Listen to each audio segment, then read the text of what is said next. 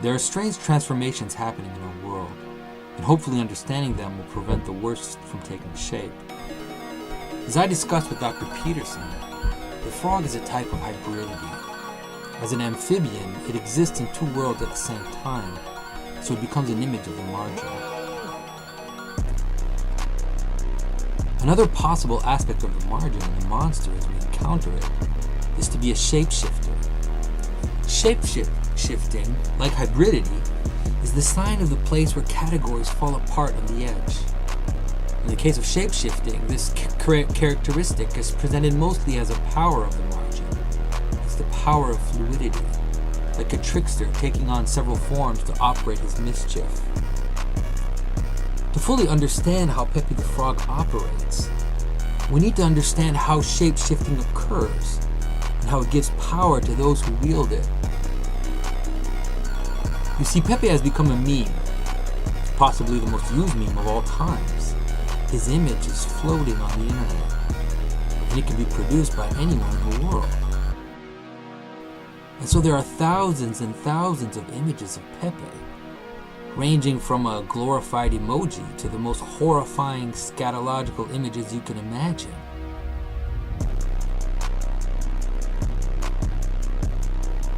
Because Pepe has become this chaotic, fluid, shape-shifting thing, he ends up acting like a mirror, in the same way water acts as a mirror. And the way that works is that because there's so many images of Pepe, when people look into that huge chaos of images, they can't encompass it, all of it. They have to mentally order it. And in ordering it, they do that using their own mental patterns. That is, they project their thinking into this chaos. And as they force the chaos to take shape, it becomes an image of their own ideas, maybe their own ideological possession. And so one of the things that has been happening is that some people on the right, what some groups are calling the alt-right or whatever, have been using this effect to act as a mirror against the social justice warrior types. It even went so far that the SJWs finally declared Pepe a hate symbol. Certain images of Pepe, a few of them in the thousands and thousands of images available, had racist themes. And so there was a Hitler Pepe, and a KKK Pepe, a scheming Jew, African stereotypes using racist slurs, cliché Mexicans. All of these examples were floating with the other thousands and thousands of Pepe images online. But when the social justice warriors looked in this mirror, this pond of Pepe, all they could see were the ones that reflected back to them their own ideology. Or rather, like a mirror, an inversion, the dark shadow of their ideology. Of course, immediately the accusation came. Pepe is a racist symbol. He's a hate image. And the irony is very big because, first of all, no one controls this image. No one has any control over it. Pepe is everything and anything and nothing at the same time. By declaring publicly that he's a hate symbol, the SJWs are pointing to their own absurdity, and this to the delight of those that use this image. But hiding this is an even larger irony. If you look at the images that they pulled out as being racist images, there's this strange contradiction in them. You see, on one side there's Hitler Pepe, and KKK Pepe, and there's a Trump Pepe. While on the other side, there's the scheming Jew, the African American, and the Mexican. This means that Pepe is at the same time the archetypal oppressor, seen from the side of the victim, all the while being the archetypal scapegoat, seen from the side of the oppressor. That is, Pepe is both sides of racism at the same time.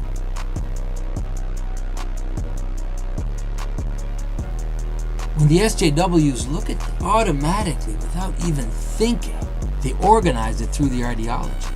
And it exposes their program because they automatically decide that when Pepe is Hitler or KKK or Trump, Pepe is identifying with those people. But when he's a scheming Jew or a Mexican, Pepe is mocking and criticizing those people. Why is such an absurd image of Hitler as a cartoon frog not seen as mocking Hitler? In fact, all the SJWs are seeing is a reflection of themselves, of their nightmare, of their shadow. The rather pathological desire we've seen in the past few months to accuse everyone of being Hitler or a neo-Nazi or a white nationalist is an expression of their secret desire. The desire to be confirmed through an encounter with their projected other. And it's funny because the discourse of otherness has been an ideological tool of the left since the 1960s. And now we're at a time when it has come back to haunt them. So by using this strategy, the people who have been wielding this Pepe image have taken advantage of the power of chaos, taken advantage of what happens when the frog jumps into the pond and goes down to the bottom to find the golden ball. As I explained in my interview with Dr. Peterson about the story of the Princess and the Frog. Okay, so the frog is a perfect liminal character, because the frog, I think you tweeted about this as well. The frog lives both in water and on land, and so it's like it has a monstrous characteristic that it can cross. It's one of those things that crosses over between worlds. And so you see that in the stories, like the story of the frog and the princess is a perfect example, and it relates to the Pinocchio story that we talked about earlier. So a princess goes to a pond. She's playing with her favorite thing, which is this golden ball, and so she drops the ball. What's important, I think, in this story is that the ball is the most important thing. Right. That's why it's golden. It's like that's why it's golden. So for her, it's the idea that it is the most important thing. Yeah. So she drops this ball in the water. It gets lost. So she loses the most important thing. It falls into chaos. Just the idea of the loss of innocence, or whatever you think about it in terms of the loss of the most important thing. And so this frog appears and says, I can go get your ball if you promise something for me. And so the promise is that she will bring the frog with her into her castle, let the frog eat with her, and then let the frog sleep in her bed. Okay? Right. So we've got those two things, food and sex. We talked about before as well. So the frog goes down into the water and then brings up the most important thing. And the princess is forced to accept this frog in her. She doesn't want to, she's very annoyed that she has to let the frog into her house, eat from her plate, and then finally into her bed. But by doing that, the frog, of course, transforms into a prince. But here you have this idea that we talked about before, where the most important thing goes out into chaos, and whatever can bring it back, right? Whatever can bring it back to us can be tamed and can enter into the world. But the frog can't stay in the water forever. And that's the most important thing. At some point, you have to finish the story. To finish the story, the frog has to get the golden ball. And one could say that the golden ball is actually the sun, which will come up for the new day. The frog has to get the golden ball and bring it back to the surface of the water. It must carry the most important thing, carry the seed of the new world to the princess so that it can grow. If that doesn't happen, there is no telling what else can come out of the water. If the frog stays there for too long, it will be eaten, or it will call some darker monster, because there are other things down there beside the golden ball, and the frog can tempt the Leviathan to devour it. And it's not as if this is impossible. As the frog swims in the darkness, The social justice warrior is still peering into the mirror and calling forth its shadow. You've already seen some intimations that this game people are playing might raise something more than a new day. Might raise the very monster the social justice warriors hope to encounter.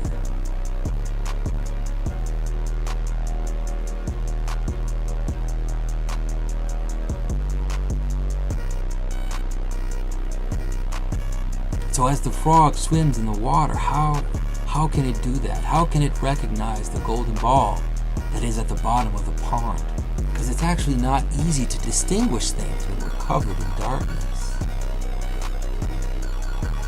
And the answer to this is in what happens in the story. The frog has to get out of the water and become a prince. The frog has to become something else. And bringing up the golden ball is the same thing as the transformation of the frog into a prince. One cannot happen without the other. And so, as Dr. Peterson has often suggested in his lecture, the way to do it is to sort ourselves out, is to go into our own self and to find the golden ball that is hidden in the darkness. To go down and find the most important thing of Western civilization.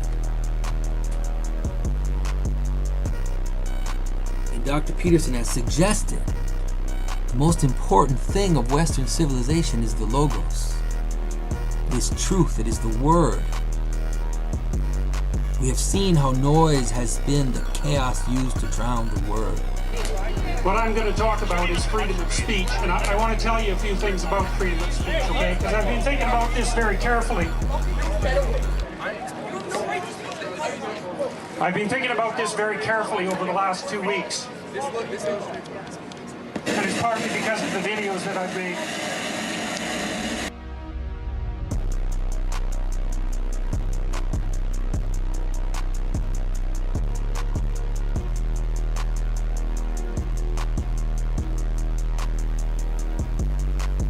So we must find the word, for it is the sun that rises after darkness. The word is the thing that comes out of death and lives again.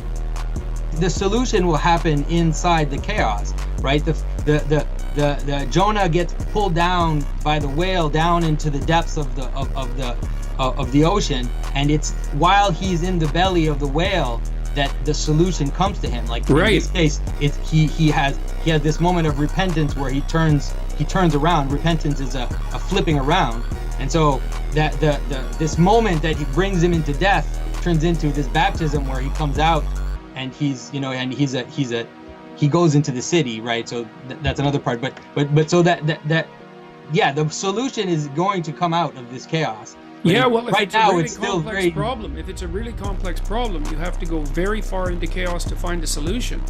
But there's always the risk of losing yourself when you're in chaos. So that's, right, definitely. Well, risk. that's right. I mean, that's the thing about dragons is that they can eat you. The thing about confronting the thing that you're afraid of is that the thing that you're afraid of is genuinely terrifying, and it can actually eat you, and it's eaten plenty of people before you.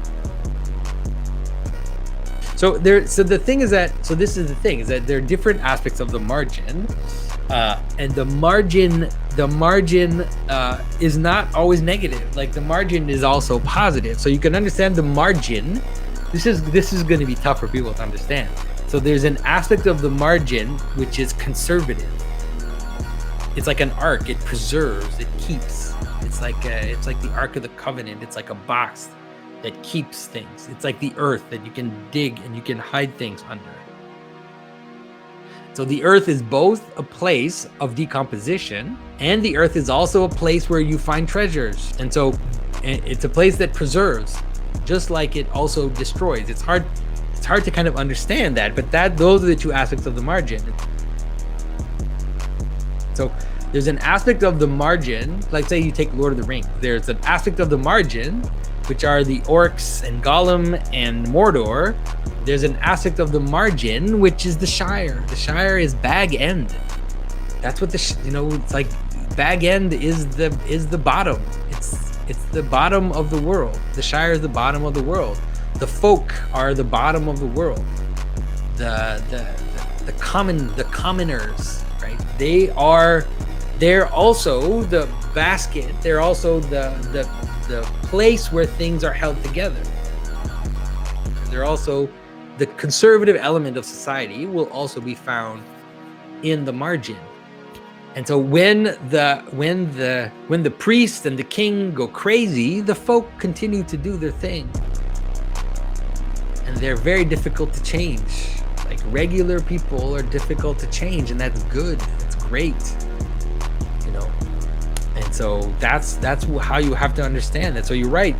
Not this so like the suburbs, but let's say the outside of the city is more conservative, it's more traditional, it's more working class, it's more, you know, it has, you know, and especially if you go towards the flyover zones in the US, it really even takes up that aesthetic, let's say. And if you look at the election in 2020, you can see this idea of like the kind of democratic elite cities, and then the kind of Republican countryside, let's say.